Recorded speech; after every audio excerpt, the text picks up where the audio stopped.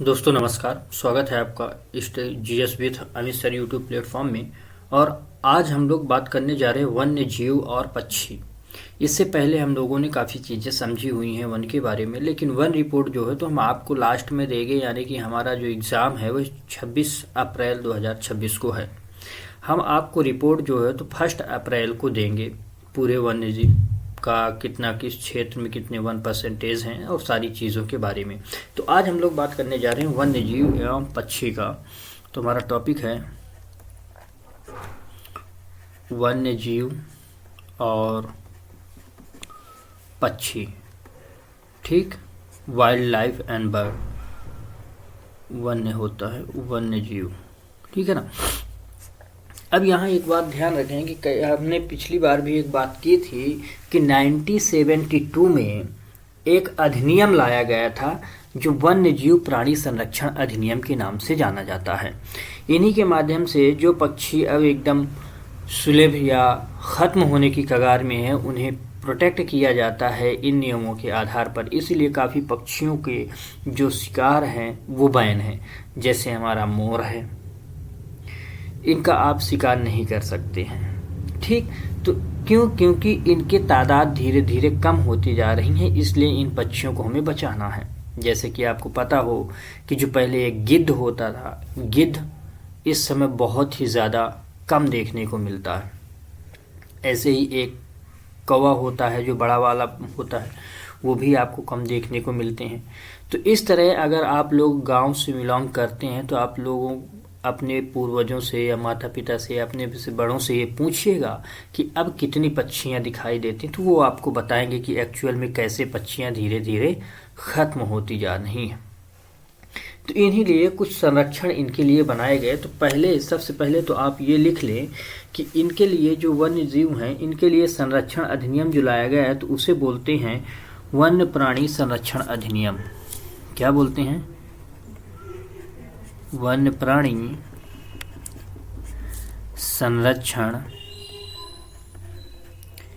अधिनियम।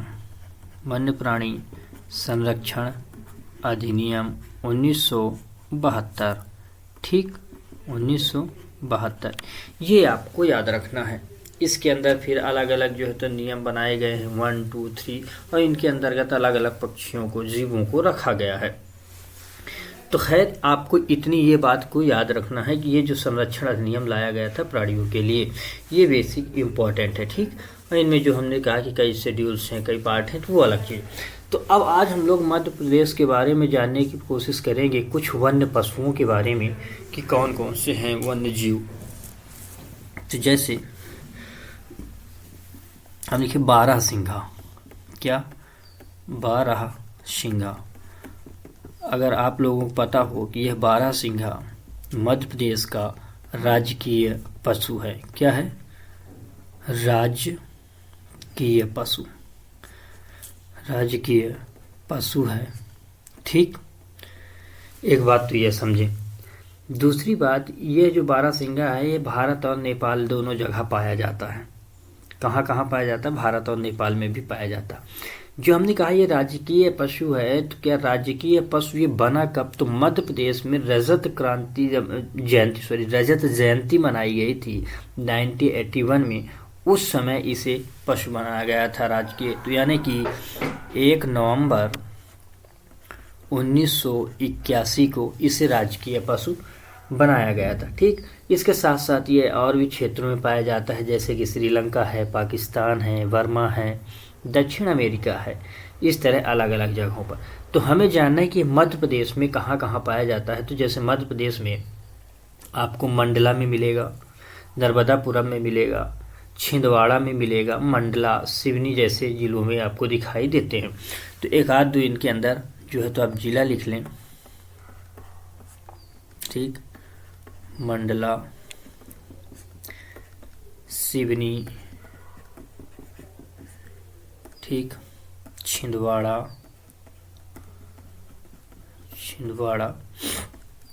नर्मदापुरम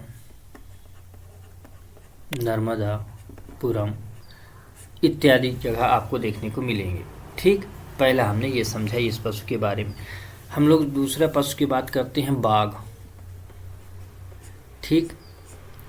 मध्य प्रदेश बहुत यूनिक चीज़ जाना जाता है सफ़ेद बाघों के लिए। याद रखना है कि जो बाघ हैं ये बिल्ली प्रजाति के होते हैं।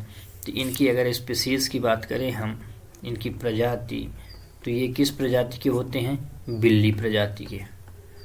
ठीक, बेसिक इम्पॉर्टेंट बात ये है कि किस प्रजाति से हैं, तो बिल्ली प्रजाति से हैं।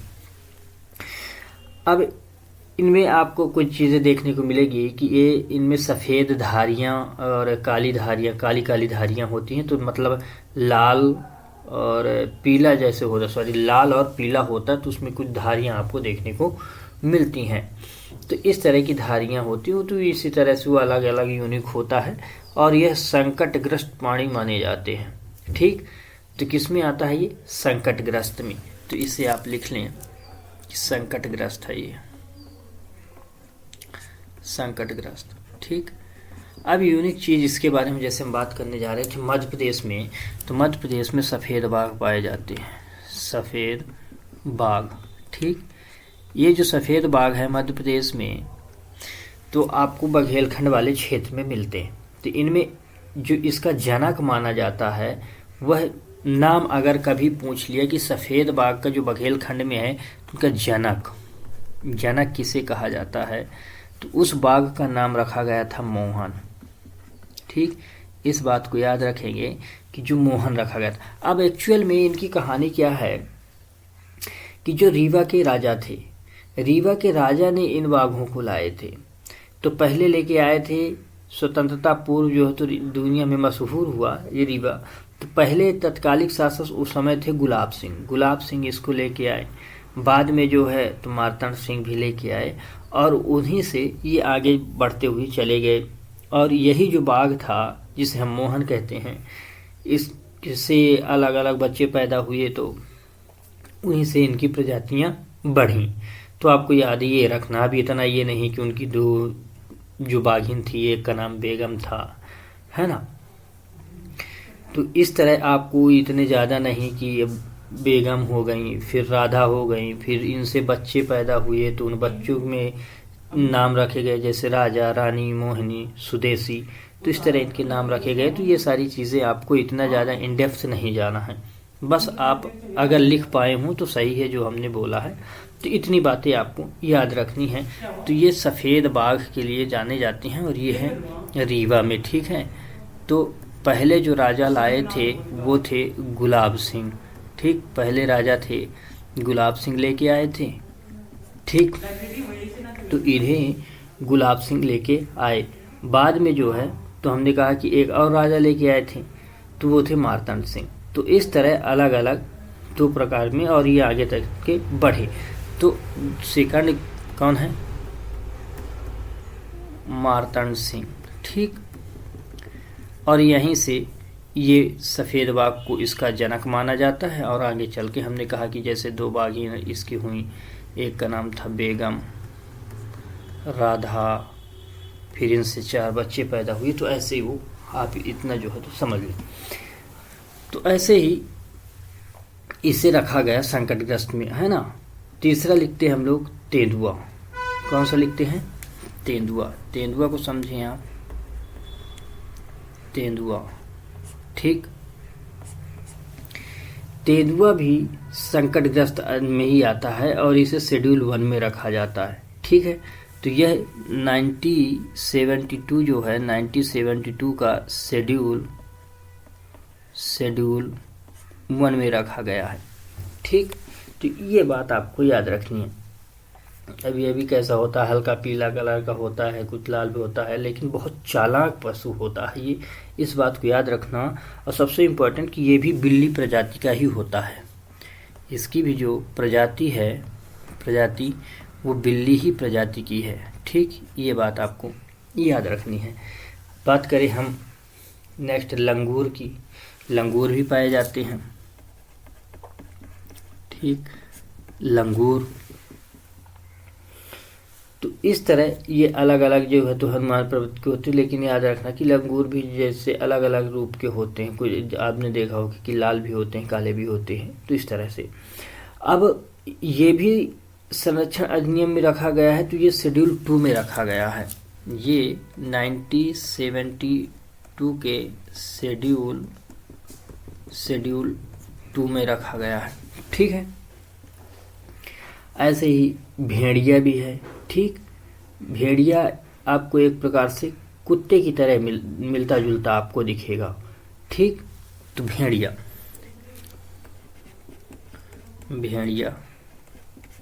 ये कुत्ता ही समझो, कुत्ते की तरह आपको दिखने को मिलता है।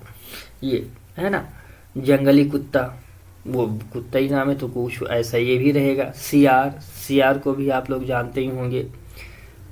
लकड़बग्घा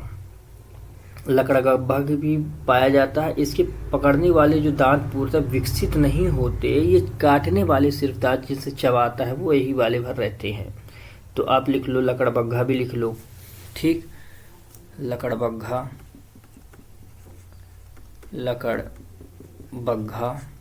ठीक है। भेड़िया हो ही गया। सियार, इनके बारे में तो आप लोग सब जानते ही हैं। सियार का नाम भी आप लोगों ने सुना ही होगा, है ना। ऐसे ही आप भालू का नाम सुने होंगे, जिसे हम बोलचाल में रीछ बोलते हैं। ठीक, इसका नाम तो आपने सुना होगा। और ये जानते हैं कि ये भी बहुत खतरनाक जीव होता है, ये पेड़ों में भी चढ़ जाता है ना। तो इस तरह ये इन क्षेत्रों में ऐसे जीव आपको पाए जाएंगे। अब इम्पोर्टेंट एक और लिखें, नीलगाय, जो कि बहुत ही ज़्यादा प्रचलित रहती है। कौन सी? नीलगाय। इसे हमने क्यों कहा कि ये इम्पोर्टेंट है? क्योंकि याद रखें कि इसमें गाय शब्द है, लेकिन ये गाय प्रजाति से नहीं होती है। इस बात को आपको याद रखना, मतलब ये गौवंश का सदस्य नहीं है। ठीक, ये बात आपको एकदम से जहन में बिठा लेना है कि यह गाय शब्द यूज तो होता है, लेकिन यह एक्चुअल में क्या है? गाय वंश का नहीं है। ठीक, और ये बड़ी आकार के जीव होते हैं, क्योंकि ये मृग जीव हैं। कैसे हैं? मृग हैं। हमने कहा ना कि गाय से तो है नहीं, तो ये मृग हैं, हिरण प्रजाति से, जिन्हें जैसे हिरण में होते, जैसे चीतल है, बारहसिंघा भी हम लोगों ने बातें ही की। ठीक, चीतल, तो इस तरह ये अलग अलग जो है, तो ये सब किसके? मृग प्रजाति के ही होते हैं। ठीक है, तो याद रखें कि यह बहुत बड़े विशाल आकार में होते हैं, जैसे कि ये मृग रूप के हैं। तो ये मेन आपको फीचर्स इसके याद रखने हैं। अब अलग फीचर्स ये और कि इनमें सींग होती हैं, तो जो सींग होगा वो नर वाले में होगा। तो किस वाले में होगा? नर वाले में सींग होगा, और मादा में ये सींग नहीं होती है। और इसे 1972 के शेड्यूल 2 में रखा गया है, सॉरी शेड्यूल 3 में रखा गया। तो पहला बात समझें कि एक तो 1972 के शेड्यूल 3 में रखा गया है, पहली बात। दूसरा, ये गौवंश से नहीं है। ठीक, तो ये लिख लें आप कि गौवंश के सदस्य नहीं हैं, ये के सदस्य नहीं हैं। ये आपको इम्पोर्टेंट फैक्टर ये याद रखना। और एक रखना है कि इसमें जो नर होगा, नर नील, इसके सींग होती हैं। ठीक, छोटी छोटी सी नुकीली सींग होती हैं, है ना, नुकीली सींग होती हैं। और जो मादा नर होता है उसमें सींग नहीं होती हैं, सींग नहीं होती हैं। ये बात आपको बढ़िया से दिमाग में बिठा लेना है। समझ आ रही बात? और हमने शेड्यूल आपको बता ही दिया कि ये किस शेड्यूल में है, और ये भी बताया हमने कि ये एशिया में इस प्रजाति के सबसे बड़े आकार की हैं। ठीक है, और आपको पूरे भारत में भी आपको देखने को ये मिलती हैं। इनका एक बहुत बड़ा फीचर ये भी होता है कि ये एक जगह, ये जो हैं मल त्याग जो करते हैं, ये मल त्याग जो है इनका एक जगह करते हैं, एक ही स्थान पर, ये याद रखना है। और दूसरी बात आपको और क्या याद रखना है कि ये जीव में एक बड़ा फीचर ये है कि अगर संकट इसके सामने आता है तो ये खेतों और जंगलों की तरफ भागते हैं। तो ये क्या करते हैं, संकट के समय ये खेतों एवं जंगलों की तरफ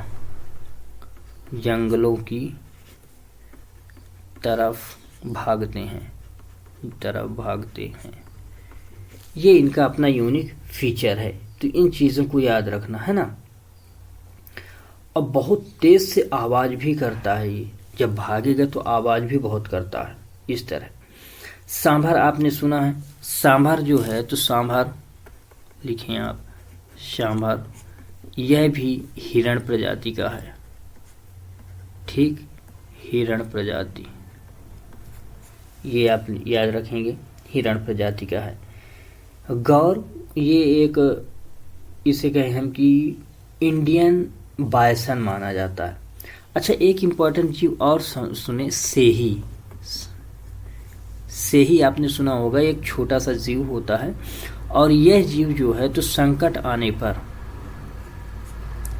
संकट के समय यह नुकीले तीर की तरह मारता है, एक तीर मारता है। ये समझिए आप, इसके शरीर में नुकीले कांटे होते हैं। तो इसे जब समस्या समझ में आती है तो ये वही कांटे जो है तो निकाल के मारता है। मतलब एक एक करके नहीं, वो काफ़ी तेज से जो है तो घूम के मारेगा। और जैसे ही पूरी ताकत के साथ तो नुकीले जो उसके होते हैं कांटे नुमा, तो वो नुकीले कांटे नुमा जो निकलते हैं वो उनके अंदर जाके शरीर में चुभने लगते हैं। तो एक प्रकार से इसके शरीर में कैसे होते हैं, हमने जैसे कहा ना, नुकीले कांटे नुमा आकृति होती है इसमें। ठीक, कटीले जो है तो आकृति होती है। और यही जो है तो संकट के समय जो है तो जब लड़ाई होती है, संकट इसको समझ में आता है तो निकाल के मारने लगता है। तो ये चीज़ें आप याद रखेंगे। तो ये हमारे जो है तो कुछ वन्य जीव हैं। समझ आई बात। तो हमने क्या समझा कि इतने हमने वन्य पशु के बारे में, अगर हम कहें कि किसके बारे में हम लोगों ने समझा, पशु के विषय में। ठीक है, तो हमने यहाँ आपको कुछ पशुओं के बारे में बताया। अब दो चार हम पक्षी के बारे में समझ लेते हैं। ठीक है, तो कुछ पक्षी के बारे में समझ लें हम लोग कि कौन कौन से पक्षी हैं। तो पहला आप लिखेंगे पक्षी में शाह बुलबुल। क्या लिखेंगे आप, शाह बुलबुल। या लिखें आप दूधराज। ठीक, ये दूधराज जो है तो यह पक्षी भी मध्य प्रदेश का राजकीय पक्षी है। क्या है ये, राजकीय पक्षी है। ठीक है, ये क्या है, मध्य प्रदेश का